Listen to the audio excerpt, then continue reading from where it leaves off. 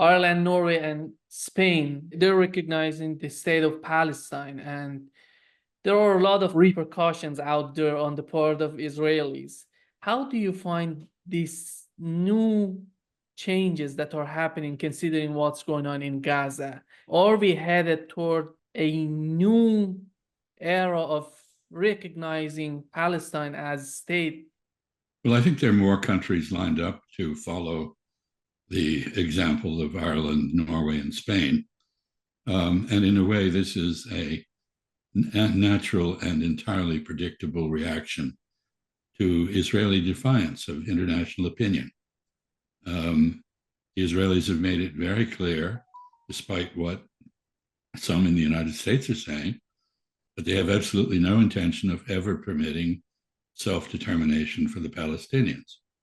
And yet, without that self-determination, Israel cannot enjoy security, and the Middle East as a whole will continue to be in a state of chaos.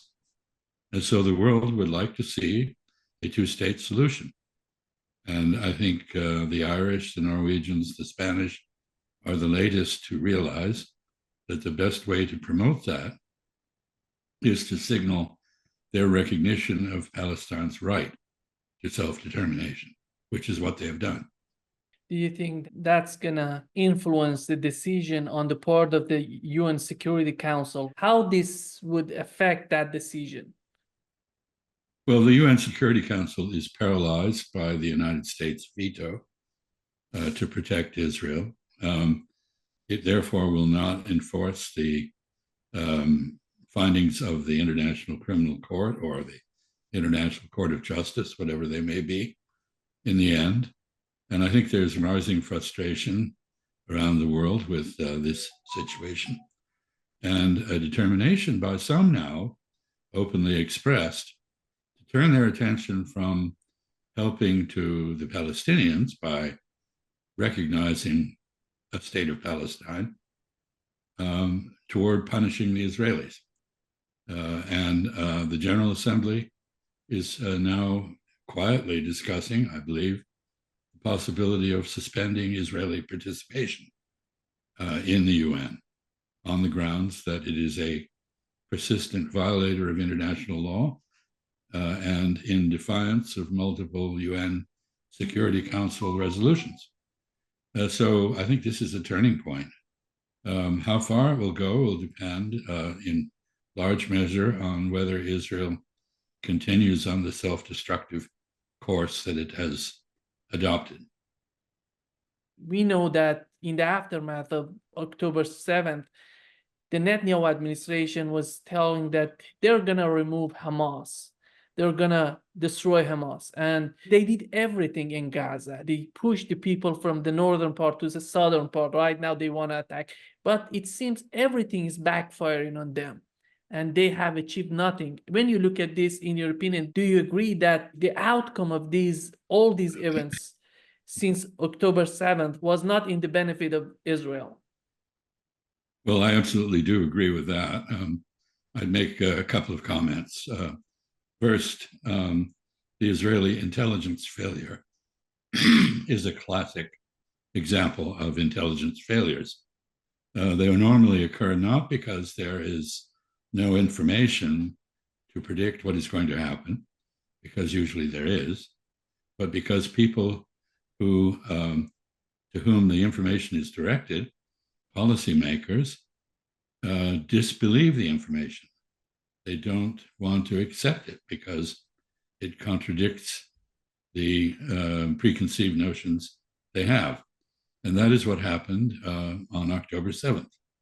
There was plenty of warning from lower levels of the Israeli intelligence apparatus, and the higher levels had convinced themselves that Gaza was quiescent, Hamas was on the payroll, and the Palestinians did not need to be taken seriously. And therefore they paid no attention to the signals that their lower level operatives were giving them.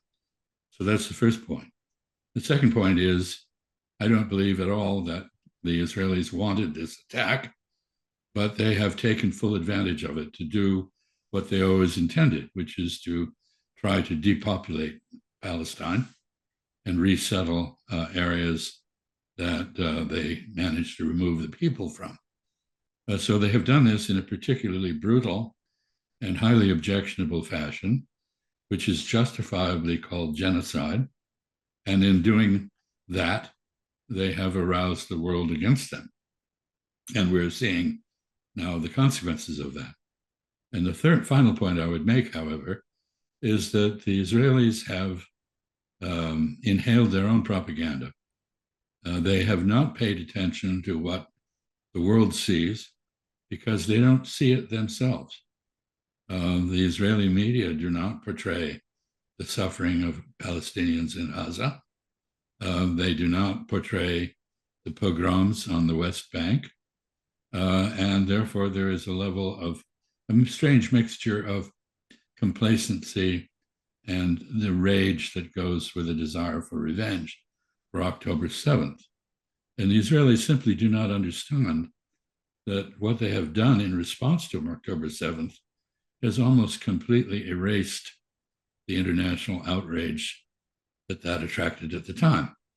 And now the focus is very much on the murderous behavior of Israel. And Israel, in many eyes, has become an abomination on the face of the earth. And I think this is going to be a long-term problem for Israel, that its support internationally, if it has not entirely dried up, is very close to doing so. Yeah. Right now, how do you see, with these new changes that are happening, how do you see the reaction coming from the Biden administration? Are they going to condemn it? Because we know that Antony Blinken was calling this decision on the part of ICC, International Criminal Court. He said that it's shameful. How do you see the Biden administration and their policy? Are they updating their policy, or are they going to be the same old policy on Israel? It looks like they'll stay with the same old policy, which at this point simply underscores to the world the utter hypocrisy of the American position. After all, the International Criminal Court issued a warrant for Mr. Putin's arrest, and the United States applauded and saw nothing wrong with that. And now they have issued warrants for the arrest of various Israeli officials and Hamas officials. And the U.S. does nothing about Hamas. We object to the issuance of warrants against Israel. And Mr. Biden says, well, there is absolutely no moral equivalence whatsoever between the Israeli government and Hamas. And the world says, yes, you are right. Hamas is a resistance movement which has been resisting for 70 years absolutely outrageous treatment by Israel and the Israeli settlers. And Israel is a government, an elected tyranny, which tyrannizes and terrorizes the Palestinian population with the objective of expelling them from their homeland. No, there is no equivalence at all.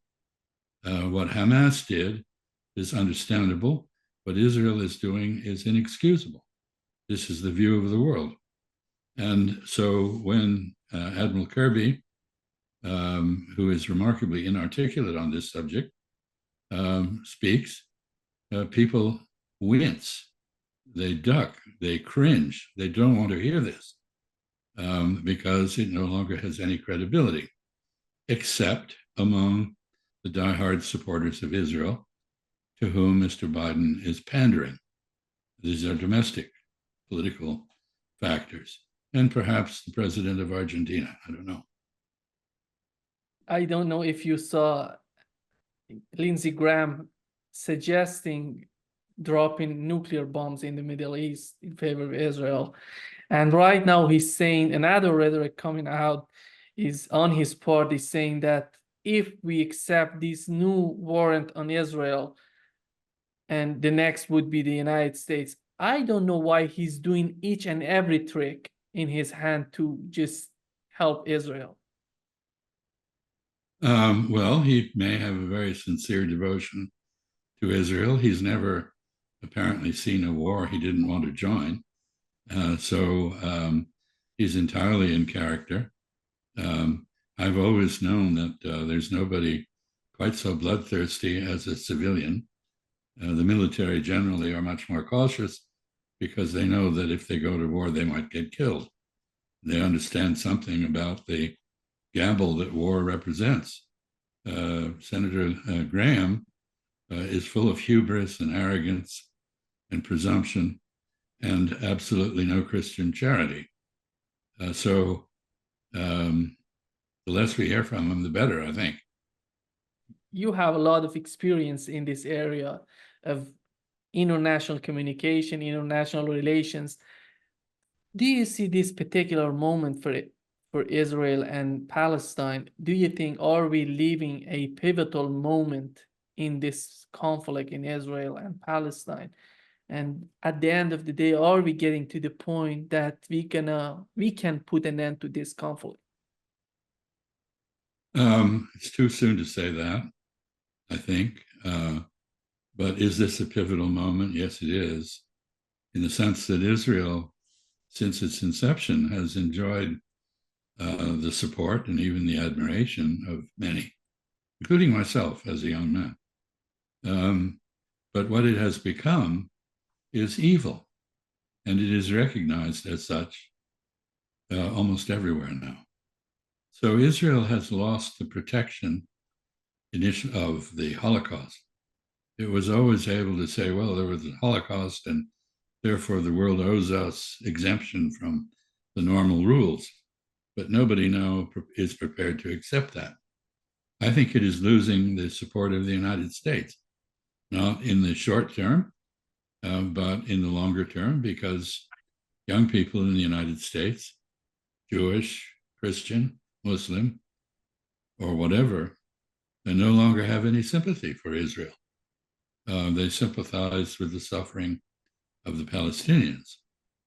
And of course, there are still some supporters of Israel, but they are becoming fewer and fewer. And the young people are the future, not me. You know, I will pass from this world before too long. But these young people will run the world, and they will not be at all supportive of Israel. There are two things that the Israelis have traditionally asserted in relation to my country, the United States.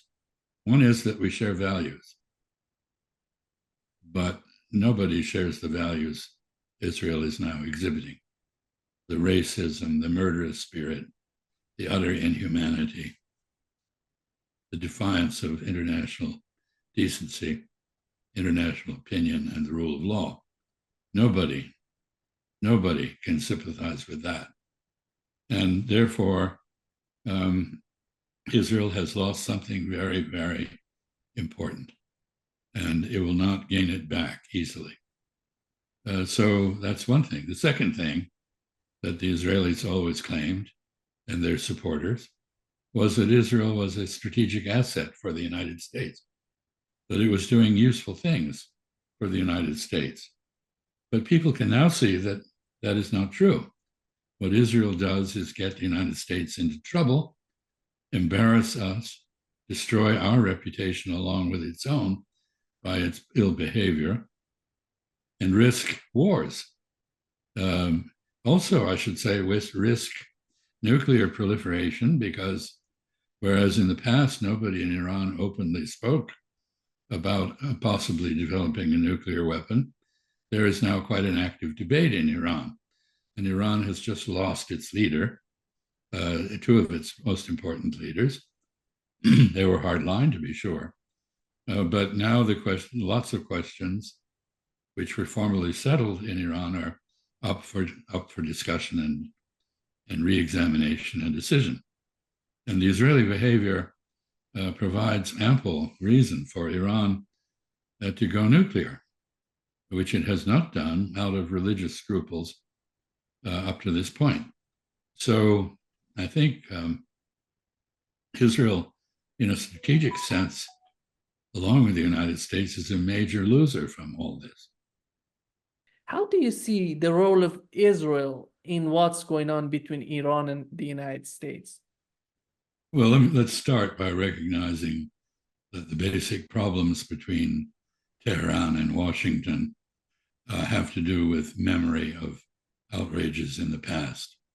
In the Iranian case, the overthrow of Mossadegh and the democratically elected government of Iran and its replacement with the Shah and the defense of the Shah against widespread opposition, popular opposition. So this is in the Iranian side. There is a deep memory of injustice toward the United States. On the American side, there was the humiliation of the diplomatic hostage crisis, where young Iranians took the American embassy and its officers prisoner and were aided and abetted by the new Khomeini regime. And of course, the Islamic Republic, as I think we will see in this succession process that is now underway, may have a vigorous internal debate on some issues, and they may have factions and personality conflicts within those who aspire to lead the republic, but the structure itself is pretty sturdy. And I don't expect that the constitutional arrangements that Khomeini put in are going to collapse. So I think, there is this history on both sides. There are misunderstandings, there's ill will, and Israel is able to take advantage of this.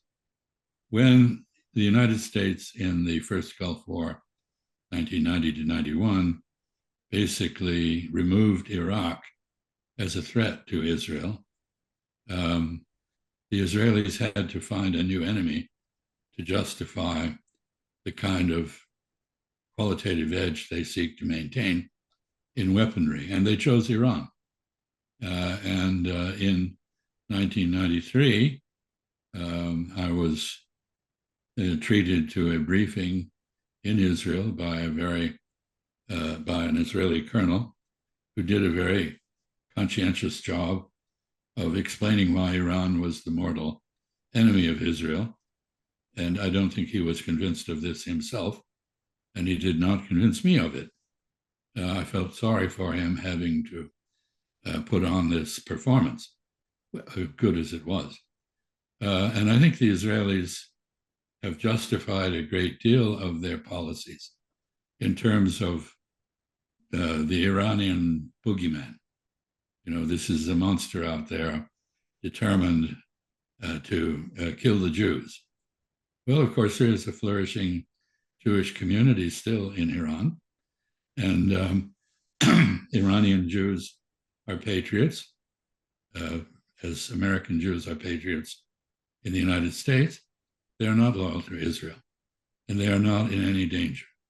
And so all of this is a classic case of hasbara, or advocacy, as the Hebrew word has it, propagandistic explanation designed to deceive and to mislead.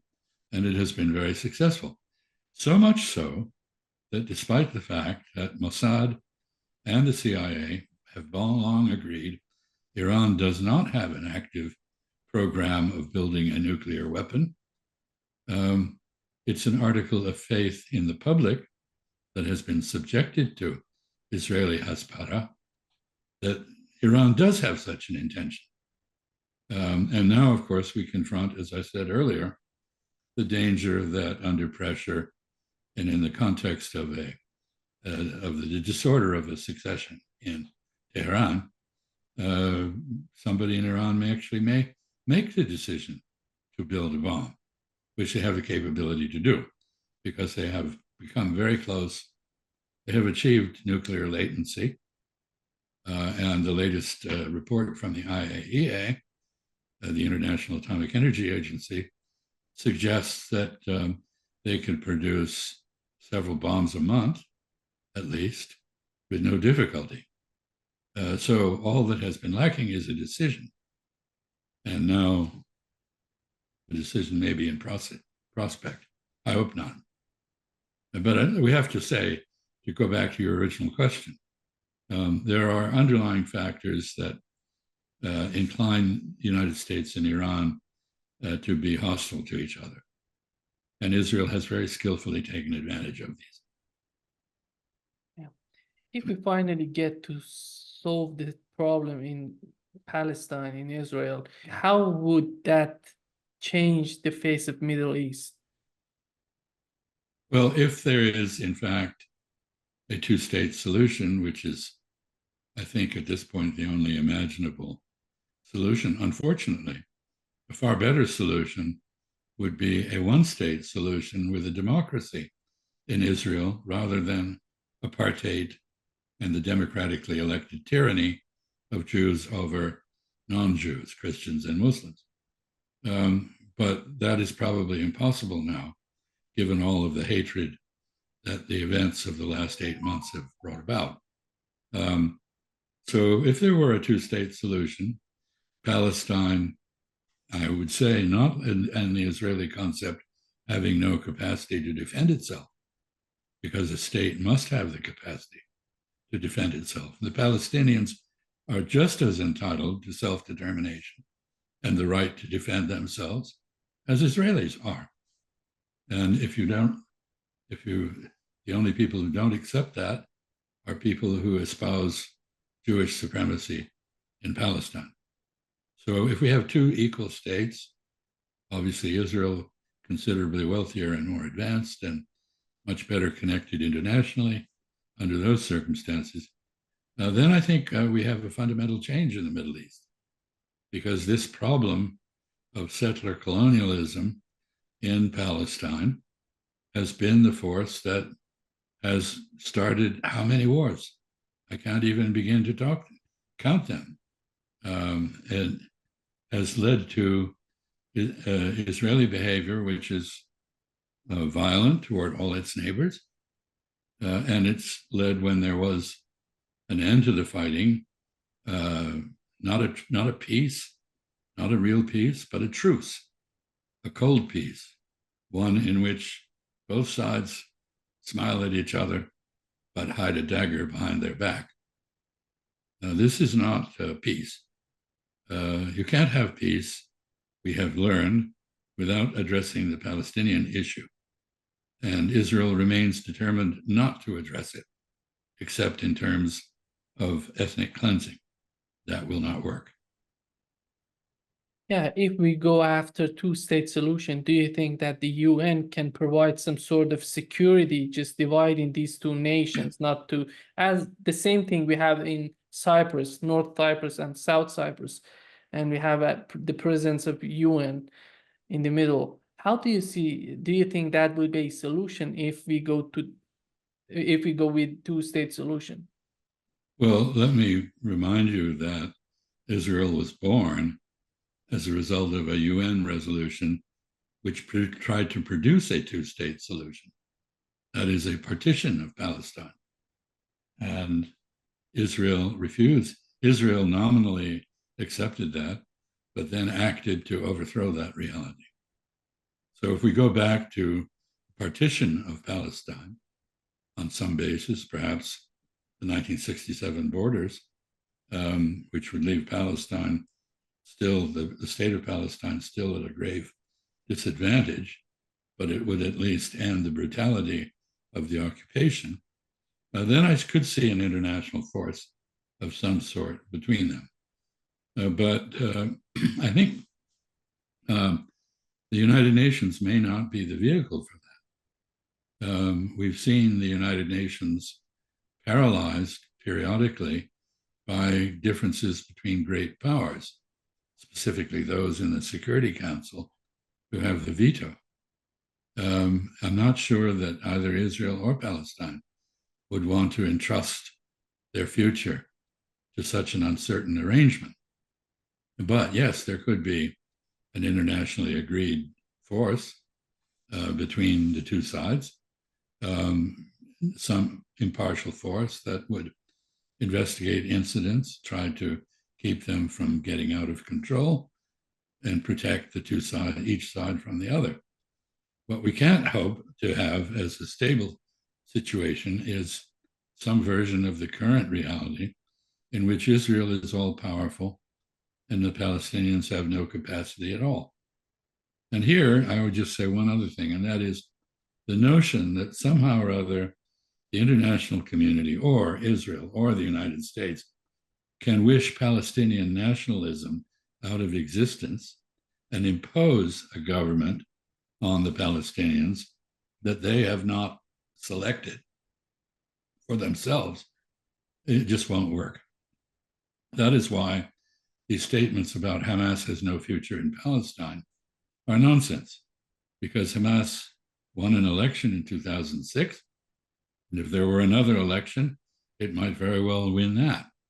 And you cannot argue for a group of Palestinians to carry on the work of the Palestinian Authority, which has basically been the prison guards for the Palestinians, acting on behalf of the Israelis with US support.